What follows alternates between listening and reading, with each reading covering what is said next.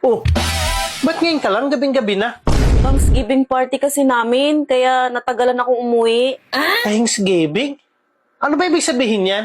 Year-end party. Tapos magbigayan kayo ng regalo sa isa't isa. At syempre, kailangan may regalo din ako. Wala naman akong nakita na may binili kang regalo ah. Hindi ko na kasi kailangang bilhin ang napili nilang iregalo ko. Eh, pasalamat ka dahil wala kang ginastos. Napakaswerte ng Pasko mo ngayon. Tika, ano ba nangyari niyan? Bakit basang-basa? Ah, yan kasi ang gusto nilang iregalo ko. Kaya swerte ko, nakatipid. Hindi ka man lang nagreklamo?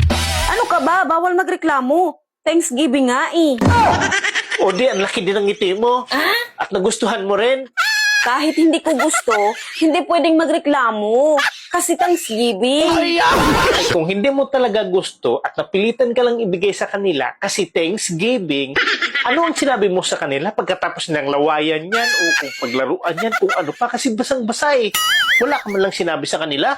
Meron akong sinabi sa kanila ah. Ay, buti naman. Sigurado natauhan sila. So, ano sinabi mo?